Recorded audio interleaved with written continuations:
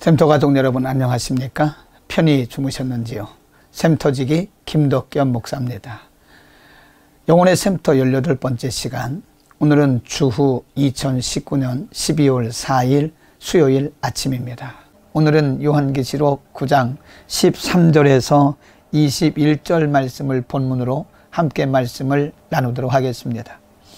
13절 말씀에 보면 여섯째 천사가 나팔을 불매 내가 들으니 하나님 앞 금단 네 뿔에서 한 음성이 나서 14절 말씀 나팔 가진 여섯째 천사에게 말하기를 큰 강 유브라데에 결박한 네 천사를 놓아주라고 말씀합니다.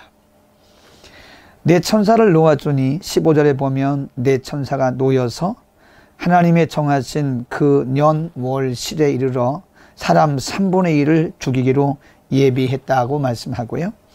16절 말씀에 보면 놓인 그 천사의 수가 2만만이라고 말씀하고요. 마병대라고도 표현을 합니다. 2만만이란 말은 2억이란 뜻입니다. 17절 말씀에 그 놓였던 천사 마병대의 모양을 말씀하고 있는데요. 이같이 이상한 가운데 그 말들과 그 탄자들을 보니 불빛과 자줏빛과 유황빛 흉갑이 있고 또 말들의 머리는 사자머리 같고 그 입에는 불과 연기와 유황이 나오더라고 말씀합니다. 18절 말씀에 이 세 재앙 곧 저 입에서 나오는 불과 연기와 유황을 인하여 사람 3분의 1이 죽임을 당했다라고 말씀합니다. 7장 1절에 보면 이 일 후에 내가 네 천사가 땅 네 모퉁이에 선 것을 보니 땅의 사방의 바람을 붙잡아 바람으로 하여금 땅에나 바다에나 각종 나무에 불지 못하게 하더라고 말씀하고요.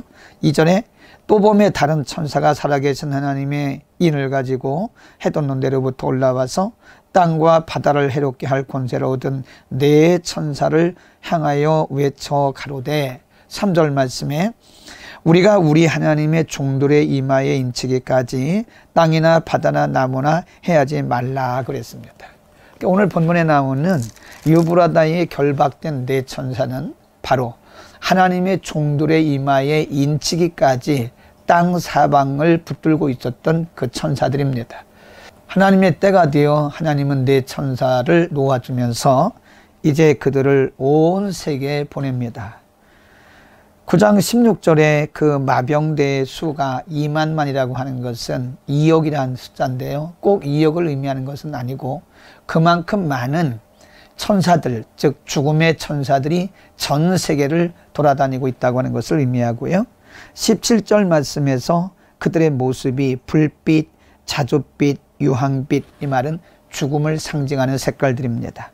말들의 머리는 사자머리 같고 그 입에서는 불과 연기와 유황이 나왔다 그랬고 18절에 보면 이 세 재앙 곧 저 입에서 나오는 불과 연기와 유황을 인하여 사람 3분의 1이 죽게 되었다라고 말씀합니다. 이것은 분명한 하나님의 심판으로서 하나님께서 마지막 때에 이제 죽음의 천사들을 전 세상에 보내셔서 많은 사람들을 죽게 하신다고 하는 것입니다.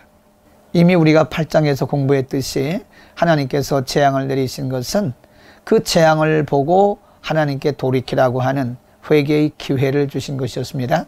그러나 오늘 본문에 보면 죽음의 사자들을 통해서 전 세계 많은 사람들이 죽임을 당하는 중에도 20절에 보면 이 재앙에 죽지 않고 남은 사람들은 그 손으로 행하는 일을 회개치 아니하고 오히려 여러 귀신과 또는 보거나 듣거나 다니거나 하지 못하는 금은 동과 목석의 우상에게 절했다 그랬습니다. 또 그 살인과 복술과 음행과 도적질을 회개치 아니했다고 말씀합니다. 이것은 시대의 악함을 보여주고 있는 것입니다. 하나님께서 심판하시는 모습을 보고도 그 모습을 보고도 많은 사람들이 회개치 아니하고 도리어 더 악행을 행한다고 하는 것입니다. 여러분, 시대는 가면 갈수록 악해지는 것입니다. 물론 우리가 믿는 자들을 통해서 이 땅에 복음이 증거되어지고 믿는 자들을 통해서 빛과 소금의 역할을 함에도 불구하고 이 세상은 점점점 악해져 간다고 하는 것입니다. 악을 행하는 사람들은 점점 더 악을 행하고 선을 행하는 사람들은 점점 더 선해지는 것입니다.